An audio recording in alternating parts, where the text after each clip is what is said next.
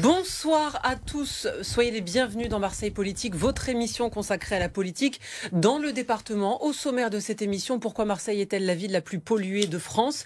Quelles conséquences sur la santé des habitants? Quelles solutions pour y remédier?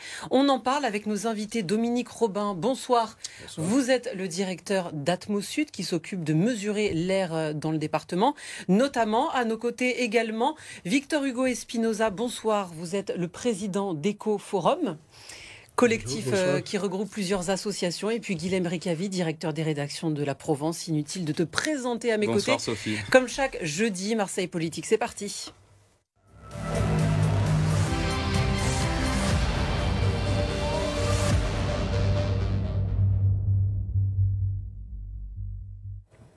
Marseille est donc la ville la plus polluée de France. On va tout de suite regarder la répartition des différents secteurs qui polluent le plus dans la ville, dans le département. Regardez, c'est l'industrie qui arrive en première position.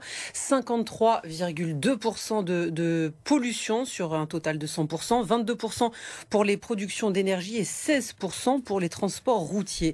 On va développer tout ça. On commence avec vous, Dominique Robin. Le constat est clair. C'est ici que c'est le plus pollué partout en France. Comment ça se fait ?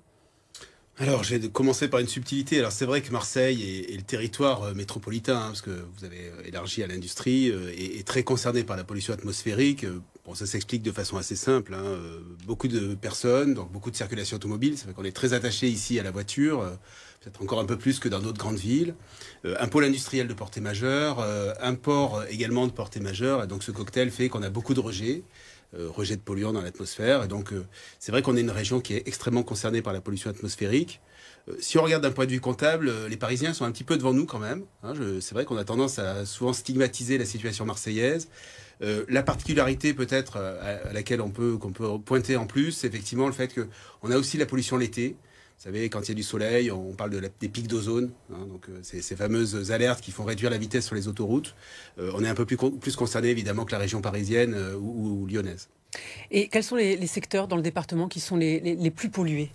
Si vous permettez, allez-y. Je vais rebondir par rapport à la ville la plus polluée de France. Oui, je pense que c'est une des villes les plus polluées de France.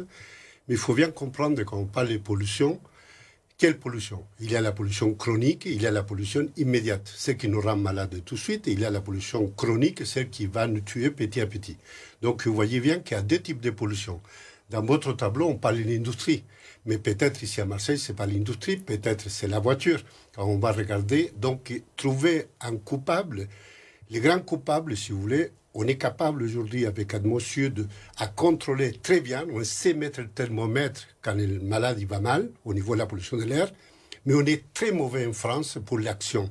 Ça veut dire qu'aujourd'hui, si on avait des tramways, si on avait beaucoup de solutions qu'on les connaît tous, évidemment on serait moins pollué. Et pour finir, je vous dirais que dans la région Provence-Alpes-Côte d'Azur, si on appliquait les normes de l'OMS aujourd'hui, toute la pollution, tous les citoyens, ils sont hors normes au niveau des particules fines 10. Alors, donc, oui, comment vous expliquez justement, parce que l'industrie a toujours existé dans la région de Marseille, qu'on n'ait justement pas pris la mesure de la chose il y a peut-être 20 ans, 30 ans, voire même 50 ans sur ce sujet-là? Comment on explique ce retard endémique en fait sur ces questions-là? Peut-être juste un mot pour dire que moi, avant, je pensais l'industrie, mais bien souvent, si vous voulez, bien souvent, on se voit l'aval. De temps en temps, c'est l'industrie, de temps en temps, c'est la voiture. Et des fois, nous-mêmes, on ne peut pas voir que nous, on est pour quelque chose quand on prend la voiture. Et on voit que les politiques qui font de la politique de Marseille, ils sont pour quelque chose, pour être une ville la plus en retard au niveau transport collectif. Et on voit aussi les bouchons qu'on a par-ci, par-là, c'est de la pollution. Donc, dire que la ville est très polluée, oui, mais trouver un coupable à tout prix, on est tous responsables, ça c'est une chose qui est sûre. Et l'autre chose qui est sûre, qui bien souvent quand on va toucher l'industrie a fait beaucoup d'efforts. Et des fois la voiture aussi a fait beaucoup d'efforts parce que les voitures d'aujourd'hui sont moins polluantes qu'avant. Donc aujourd'hui par contre, comme ça coûte très cher à la France, 101 milliards chaque année, les coûts de la pollution de l'air, évidemment on a de l'argent pour investir. Vous parlez des voitures, regardez, Marseille, c'est la deuxième ville la plus embouteillée de France. Alors chacun a sa part de responsabilité. En tout cas, le trafic routier, il a une part de responsabilité juste derrière Paris. Marseille, on va parler de ce qui est mis en place justement pour éviter de prendre sa voiture. Effectivement, Marseille est un peu en retard. Mais avant cela, on va parler des conséquences sur la santé des habitants. Par exemple, dans le secteur de l'industrie, on va prendre la direction du port de Marseille-Fos. Regardez, eh bien dans cette zone, il y a plus de malades qu'ailleurs. Si on prend, regardez, certaines maladies, 63% au moins de personnes déclarent avoir une maladie chronique dans ce secteur, 63% contre 36% pour le reste de la France, c'est énorme. Alors, il y a des maladies spécifiques. Regardez, 14% des femmes qui déclarent être atteintes d'un cancer, 11 de diabète, 15 d'asthme chez l'adulte. Et à chaque fois, on est bien au-dessus de la moyenne française. Donc, en fait, les conséquences sur la santé des habitants, elles sont très claires. Et l'écart est quand même très important avec le reste de la France. C'est très important à dire que Atmos Sud, il est là pour mesurer. L'Agence régionale santé, il est là pour alerter par rapport aux problèmes de santé. Mais quand vous dites, par exemple, les différents types de maladies, c'est une évidence. Plus vous approchez de son polluant, plus vous allez être chroniquement atteint. Et juste pour finir, je dirais que quand j'ai commencé à faire mes animations dans les écoles et collèges, quand j'ai commencé, il y avait un enfant dans toute l'école asthmatique ou allergique. Ça fait 20 ans. Aujourd'hui, on est une personne sur 3 et bientôt, dans 10 ans, une personne sur 2. Donc, vous voyez bien qu'il y a un problème de santé. Et donc, ces problèmes de santé, c'est ça qui fait pousser qu'aujourd'hui, Atmos Sud, il doit passer au conseil des collectivités, au conseil d'industrie pour moins polluer. Justement, comment vous travaillez avec la ville, la région, le département ? Comment ça se passe ? Oui, alors c'est vrai qu'Atmos Sud est une structure un peu particulière parce qu'elle réunit finalement l'ensemble de ce qu'on appelle les parties prenantes. La partie prenante, c'est quoi ? Ce sont les industriels, les collectivités, les associations de défense de l'environnement, dont Ecoforum d'ailleurs, et puis l'État. Et donc notre mission, au fond, ça a été bien décrit par Victor Hugo Espinosa, c'est de mettre un thermomètre, d'accord ? On pose un diagnostic, et aujourd'hui on essaye de voir comment on peut accompagner l'action qui est réelle. Enfin, vous avez évoqué tout à l'heure l'inertie. En réalité, ce que l'on constate, c'est qu'il y a une dynamique aujourd'hui partout. Elle n'est pas au même rythme, évidemment. Et j'aurais plutôt tendance à donner une prime au secteur industriel. Quand on regarde l'évolution des différents polluants, on a progressé plus vite sur les émissions industrielles que sur les autres. Le problème de la région, au fond, aujourd'hui, on le sait, c'est la voiture endémique. Quand on se compare aux autres territoires, on va moins vite, parce que la place de la voiture, elle reste dominante. Et puis un petit sujet, alors qui concerne moins les centres-villes et moins les zones industrielles, qui est le chauffage au bois, qui se développe beaucoup aujourd'hui, sur lequel, eh bien, on a un petit conflit avec le changement climatique, parce que vous savez que le bois, il a la vertu d'être récupéré et renouvelable, mais c'est une combustion qui est assez mauvaise, surtout quand ce sont chez les particuliers. Vous vous rappelez un petit peu, il y avait eu ce débat sur les cheminées à Paris. On n'est pas très loin de ça, et donc il va falloir qu'on apprenne aussi à réguler les rejets de ces unités. Est-ce que, question un peu naïve peut-être, mais vous qui mesurez justement, qui faites un état des lieux, vous prenez l'exemple d'un thermomètre, au fil des années, des décennies, vous avez vu un glissement défavorable sur ces questions-là. Si on faisait une courbe très schématique de la pollution à Marseille, elle se comporterait comment, cette courbe ? On s'améliore, on s'enfonce Alors on fait cette courbe, elle est d'ailleurs accessible sur notre site internet, elle est reprise assez largement maintenant par beaucoup d'acteurs. Contrairement peut-être aux idées reçues et à ce que peut-être vous soulignez là, la situation s'améliore. Et elle s'améliore pour une raison principale, ce sont les fameuses normes que l'on stigmatise comme étant contraignantes. Aujourd'hui, l'Europe, qui est quand même un acteur déterminant en matière d'environnement, légifère pour faire en sorte que les véhicules d'aujourd'hui sont moins polluants qu'il y a 10 ans, que l'industrie utilise les meilleures techniques disponibles. Donc c'est ça aujourd'hui l'exercice sur lequel ils sont. Mais il ne faut rien, il ne faut pas tout attendre des normes. Et le véritable enjeu qui est devant nous aujourd'hui, c'est comment on accélère un petit peu cette amélioration pour mieux préserver la santé des gens, et en particulier l'évolution des pratiques. On va peut-être parler des zones de faible émission, mais on est au cœur du sujet, c'est que la technologie ne résout pas tout. Vous dites que ça s'améliore, c'est-à-dire que Marseille, en l'occurrence, est moins polluée qu'elle l'était il y a plusieurs années, c'est ça ? Mais elle est nettement moins polluée qu'il y a 10 ans, 20 ans, 30 ans, et c'est important de le comprendre, même si le trafic augmente paradoxalement, et qu'on reste une ville très embouteillée, vous l'avez souligné, avec Paris, on est dans le palmarès. Alors pourquoi le nombre de maladies, vous disiez tout à l'heure qu'il y a plus d'asthmatiques C'est très simple, ça veut dire que sur certains aspects, par exemple, on va voir que les PM10 ou les particules fines sont dangereuses, on va faire le nécessaire pour les réduire. Quand on voit le tableau avec les nouvelles voitures, oui, ça réduit. Mais en même temps, on se rend compte qu'on connaît ces particules fines qui rentrent dans notre système et qui nous tue, qui nous rend malades, qui produit même certains pensent qui produisent des AVC. Donc vous voyez très bien que toutes ces particules qu'on va respirer ou les métaux lourds qu'on va respirer, on se rend compte qu'aujourd'hui, les bilans qui fait le Sénat, les bilans qui fait le gouvernement, ils se rendent compte que c'est on n'arrive pas à soigner le malade. Ça veut dire qu'on continue à avoir des gens malades, on continue à avoir des cancers, des asthmatiques et des allergiques. Donc on se rend compte qu'il y a un grand fléau qu'on n'arrive pas à freiner. C'est pour cette raison que l'Organisation mondiale de la santé décide de réduire les normes. Évidemment, si aujourd'hui on appliquait les anciennes normes, on serait en vert, mais si on applique les normes de l'OMS, on serait en rouge ou en orange. Et je vais vous dire une chose qui est très importante quand j'écoutais tout à l'heure, parce que si vous demandez aux gens de Marseille, prendre la voiture, et quand vous n'avez pas d'alternative, parce que vous n'avez pas le transport collectif qu'il faut, évidemment, la faute, ce n'est pas aux citoyens. Ça, c'est un autre sujet. Oui, mais c'est avant tout aux politiques. Et pour finir, je dirais qu'aujourd'hui, les citoyens aussi, il est pour quelque chose. Parce qu'on se rend compte partout qu'un trajet sur deux, c'est pour faire moins de 3 km en ville. Donc nous, citoyens lambda, si on va à pied ou en vélo, évidemment, on réduit la moitié de la pollution de l'air liée à la voiture. Donc vous voyez qu'il y a différents types d'acteurs et tous ensemble, on doit réduire. Mais les transports collectifs, même si c'est un autre sujet, c'est la clé de la réduction ici à Marseille pour que ça devienne moins polluant. On en parlera dans un instant, mais juste avant, un mot sur le port qui est en train d'entamer une transition énergétique qui se met au vert. On va écouter Jean-François Suas, c'est le président du conseil de développement du port Marseille-Fos. On l'écoute et on en parle juste après. On a changé les carburants, on est au gaz. Pour une majorité de bateaux, à partir de 2023-2024, seront sous pot catalytique pour nous, donc avec exactement les mêmes considérations qu'un bus, un camion ou une voiture, ou encore mieux, la plupart seront au gaz. Donc industriellement, il y a une connexion électrique à quai qui viendra à partir de 2025. Donc cet effort qui a été engagé dès 2017, si vous voulez, aujourd'hui porte ses fruits. Jean-François Suez, qui était venu sur ce plateau nous parler du projet de transition énergétique du port avec des bateaux connectés qui, à quai, donc ne seront plus en train de polluer. Ça, quand on sait que le transport maritime, ça ne représente que 2% de la pollution, que 2%, c'est déjà beaucoup, mais est-ce que ça sert à quelque chose ? Enfin, est-ce que ça va diminuer la pollution ? Oui, alors d'abord, il faut donner des chiffres qui sont corrects pour le territoire. Aujourd'hui, les émissions des navires pour Marseille, c'est 40% des émissions d'oxyde d'azote, pas 2%. Alors ça, c'était le CO2. Et pour le dioxyde de carbone. Et c'est vrai que depuis le début, on voit bien qu'il y a cette question des émissions de CO2 qui concernent le climat et les enjeux finalement locaux sont plus liés aux polluants qui ont des impacts sur la santé. Et donc on sait que c'est une contribution qui est importante.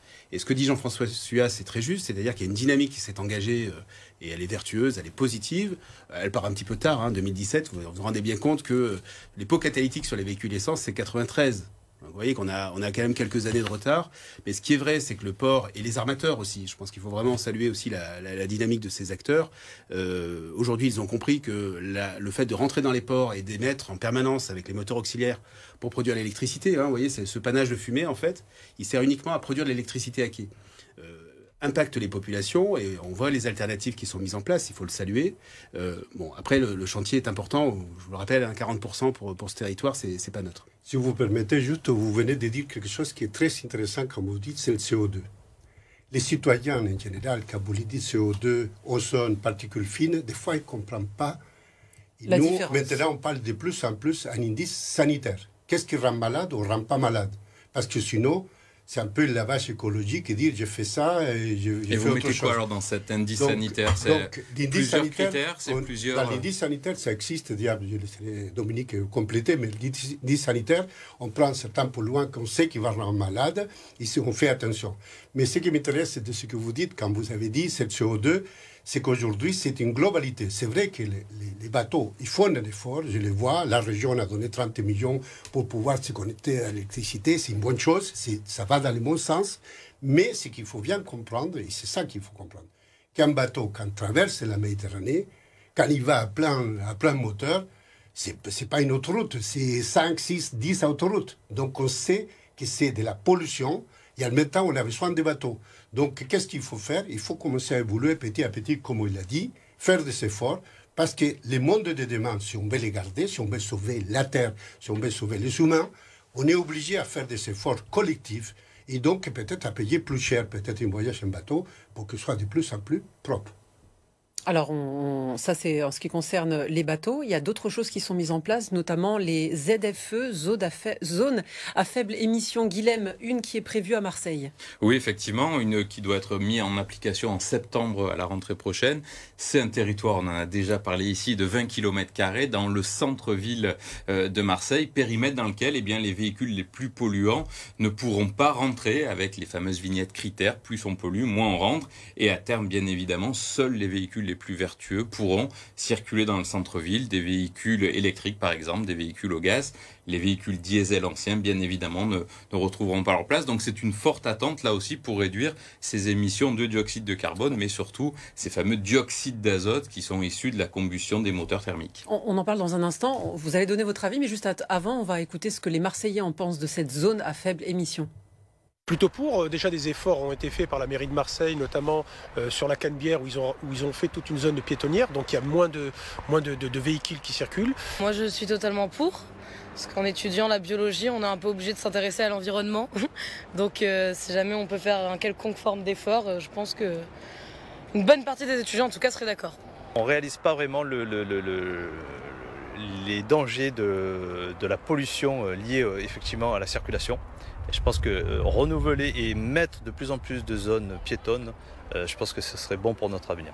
Je pense que c'est pas une mauvaise idée en soi, mais je pense qu'à l'heure actuelle, par exemple moi en tant que femme, c'est vrai que les transports c'est à privilégier, mais par exemple moi je vais plutôt prendre ma voiture parce que les transports c'est risqué, donc on va éviter ça. On va voir précisément le calendrier de cette ZFE selon les critères. Regardez à partir de septembre 2022, les critères 5 qui ne pourront plus rouler dans cette zone. 2023, les critères 4 et 2024, les critères 3. Alors, qui veut répondre? Bonne chose, la ZFE? Bonne chose ou finalement pas assez conséquent? Oui, je crois qu'il faut décrypter à quoi sert cette zone de faible émission mobilité, puisque ça ne concerne que les voitures. D'abord, il faut bien comprendre que dans les centres-villes très denses, très urbains, comme c'est le cas à Marseille, en fait, l'air a du mal à se renouveler. Imaginez cet air qui circule et puis qui est un peu freiné, c'est ce qu'on observe dans les rues. Malgré le vent et la mer juste à côté. Alors c'est vrai que le Mistral, on a eu une faible de faiblesse. Jean-Claude Gaudin, souvenez-vous, il y a quelques années. Vous me l'enlevez, mais on a eu effectivement cette formule il y a longtemps. Malheureusement, le Mistral ne souffle pas tout le temps et la mer crée des petits courants, mais en fait, qui ne sont pas aussi forts que ça. Et donc, ce qu'il faut bien comprendre, c'est que cette rugosité va freiner la force des vents et donc la pollution va avoir tendance à s'accumuler dans les zones centrales. Sur l'ensemble des dépassements de normes que l'on observe pour la population de la métropole, elles sont toutes dans Marseille. Ça concerne encore 30 000 personnes. C'est des normes qu'il fallait respecter en 2010. Ça vous permet de comprendre aussi pourquoi aujourd'hui il y a autant de pression. Et donc à quoi ça sert? Ça sert effectivement, comme ça a été très bien présenté dans le reportage, à éviter que les vieux véhicules qui sont les plus polluants, clairement, parce que les technologies sont plus anciennes, on l'a évoqué tout à l'heure, ne rentrent dans des périmètres qui sont plus sensibles. Et en termes d'efficacité, on a évalué effectivement quelle était la portée à 2025, qui est le terme finalement de cette première séquence. Et on a montré que ça permettait de réduire de 35% les émissions d'oxyde d'azote liées au transport routier dans le périmètre. Ça pose la question de ce qui se passe autour, évidemment, mais c'est vraiment un endroit qui est extrêmement important parce que c'est une zone d'attractivité. Comme ça a été bien dit également, la pollution, on la perçoit peu. Parfois, on voit les panaches, on peut la ressentir. Et donc, c'est une zone à enjeu. Et quand on montre les cartes du territoire, c'est véritablement ce secteur-là où les zones sont les plus rouges, parce qu'on a encore trop de circulation dans ces zones urbaines trop denses. Concrètement, peut-être, s'il vous plaît, et une remarque sur ça, bien que personne peut être contre une zone à faible émission. Mais le problème, c'est que, si vous voulez, concret, qu'on se trouve dans des arrondissements très pauvres de Marseille. Les gens sont des voitures qui sont des vieilles voitures. Je vois mal passer des PV à toutes ces voitures qui ont une vignette déjà périmée. Je vois du mal pour les faire. Et deux, je vois mal comment appliquer des choses. Il vient souvent les lois. Ce que j'aime pas, beaucoup de lois qui sont inapplicables parce qu'on n'a pas les moyens pour les appliquer. Et c'est là que je mettrais plutôt l'information, la concertation avec les CEQ, avec tout ça. Pourquoi je ferais ça? Parce que c'est par là qu'on peut changer les choses, par la conscientisation des gens, comprendre. Les jeunes aujourd'hui sont tous pour l'écologie, mais il ne faut pas pour une part dire on va bloquer, et on va bloquer les gens qui ont des problèmes déjà. Comme on va passer un PV, celui qui habite au 3e arrondissement, ça va être très très compliqué Vous avez du raison, point de vue humain. parce que selon une étude publiée par une association, 36% des personnes qui ont une critère 4 ou 5 n'ont pas les moyens de changer de voiture. Donc on voit bien que là aussi c'est un problème. Vous parliez des zones très polluées dans le centre de Marseille. Est-ce qu'on peut comme ça, par quartier, dire lesquels sont les plus pollués, les arrondissements centraux? Mais est-ce qu'il y a des quartiers précisément? Alors ça ne marche pas par quartier, mais effectivement, vous avez les grandes artères autoroutières qui marquent bien le territoire. Hein, donc tous les quartiers qui sont autour de ces autoroutes, vous avez Sakakini, vous avez Rabato, Plombières, et puis après tout l'ultra centre-ville où la circulation reste importante. C'est pas vrai partout. Hein, on a le bas de la Canebière maintenant, voilà. Donc on voit que ce sont des zones qui se sont améliorées. Mais par rapport à ce que vient de dire Victor Hugo Espinosa, il y a un point très important. C'est vrai que cette zone de faible émission, selon la façon dont elle sera mise en place, elle sera plus ou moins bien vécue. Il y a cet enjeu social qui est indéniable, mais il y a aussi la façon dont la population participe à sa mise en place pour son bénéfice. On ne met pas une zone de faible émission pour créer des contraintes, on le fait pour améliorer la santé des personnes. Et je pense que cette dimension, elle a été assez peu portée. Je pense à ce qui a été fait à Barcelone, par exemple, qui a travaillé avec les leaders sociaux, avec les écoles, les CIQ, comme ça a été évoqué tout à l'heure. Moi, je crois qu'il y a des vertus qui peuvent aller chercher dans la population. Il y a des aides qui en peuvent France. faire... De l'État, de la région, voilà, des aides financières par exemple. Absolument. Pour la région, c'est le boîtier bioéthanol. Il y a une aide, je crois qu'elle finance quasiment la totalité de ce boîtier. Pour l'État, il y a la prime à la conversion pour acheter, regardez, on les voit à l'antenne, ces aides. Finalement, on est aidé, est-ce que ça suffit? Et tout à l'heure, vous avez dit une chose qui est importante, vous avez dit la pollution. Aujourd'hui, quels sont les quartiers les plus pollués? Vous voyez? Quelle pollution? Si vous parlez de la pollution de l'ozone, on peut partir tout le département, on est plein dedans. C'est immense la pollution. La pollution qui rend malade en l'occurrence. Si la pollution des particules fines, ils vont faire quelques mètres, quelques distances, on va dire. Donc là, on peut parler de la pollution. Donc, celui qui est côté d'industrie, qui boit du benzène, par exemple, lui va être pollué d'une pollution spécifique. Donc, c'est important de savoir, il y a une atmosphère, vous pouvez cliquer, vous pouvez faire un zoom, et vous allez même à votre rue, pour savoir quelle pollution il y a chez vous aujourd'hui. Il y a la question des transports en commun dont on parlait tout à l'heure, Guilhem. Oui, la question des transports en commun, on le voit bien, on est dans un territoire où il y a un réel déficit de transports en commun. On peut habiter à La Ciotat, venir travailler à Marseille, on peut venir de Martigues à Marseille. Cette problématique-là, il va falloir plus que quelques années pour la résoudre. Est-ce qu'on est en capacité de supporter cette pollution actuelle encore 10, 20 ans? Parce qu'on n'imagine pas de solution miracle de transport avant 20 ans.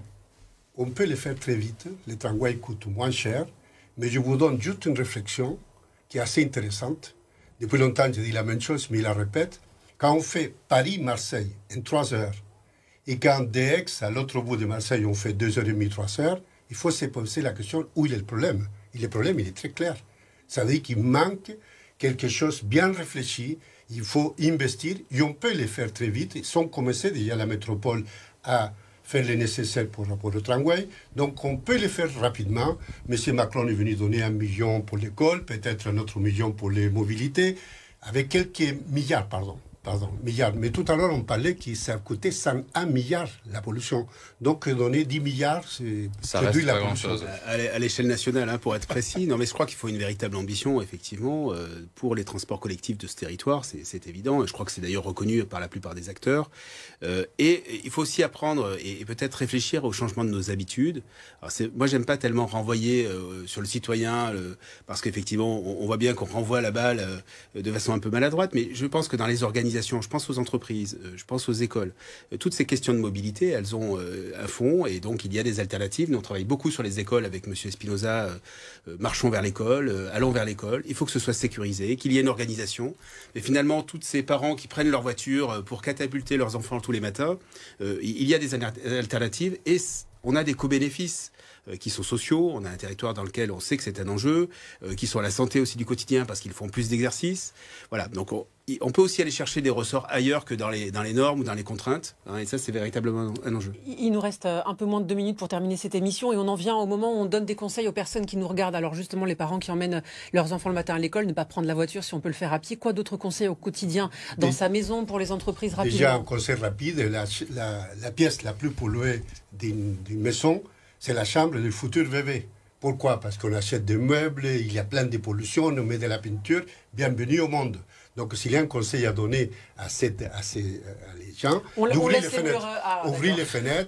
les fenêtres et acheter peut-être des meubles et les laisser un peu aérer avant de l'installer et mettre des peintures, qu'aujourd'hui il existe des peintures sans composants organiques volatiles. Donc il y a plein de solutions. Et au quotidien, en tant que citoyen, quotidien, déjà, on prend un vélo, on achète un vélo, respirer par le nez, je dirais marcher un peu. Je dirais aussi, quand il fait des pics de pollution, s'il vous plaît, ne mettez pas à courir comme un fou, parce que vous prenez 10 fois plus de pollution. Nous respirons 15 000 litres d'air par jour. Si vous commencez à courir, vous êtes en train de vous polluer comme la dose annuelle. Donc il faut aller courir. Il y a des zones vertes, il faut regarder la carte de Atmo. Vous verrez qu'il y a des zones vertes vers les Calanques que vous pouvez courir magnifiquement bien et vous allez très très heureux. Les entreprises, peut-être un petit conseil pour les entreprises qui nous regardent? Oui, les entreprises, c'est un peu le parent pauvre de toutes ces dynamiques. Elles ont envie de faire, elles manquent un peu de cap. On l'a vu sur les ports quand même, ça bouge un peu, mais c'est pas le cas de toutes. Donc les entreprises, elles ont des flottes de véhicules, elles ont des salariés qui se déplacent. On peut faciliter l'accès au transport collectif en partageant encore plus. Aujourd'hui, c'est 50% du billet. On peut peut-être aller plus loin. On peut mettre en place des flottes de vélos, ça existe de plus en plus, et faciliter aussi la vie avec les enfants. Donc moi, je pense que les entreprises, c'est un élément important. Et puis la consommation, hein, on le dit pas souvent, mais quand on achète, et on l'a compris maintenant avec la guerre en Ukraine, quand on achète très très loin, c'est une dépendance, mais c'est aussi une pollution supplémentaire. Donc on a aussi ces choix d'achat, hein, et ça nous concerne également. Merci beaucoup, messieurs, d'être venus sur le plateau de Marseille Politique pour répondre à toutes ces questions. Merci beaucoup. Merci. Guilhem, prochain Marseille Politique, c'est jeudi prochain. Quant à nous, on se retrouve après une courte pause. À tout de suite.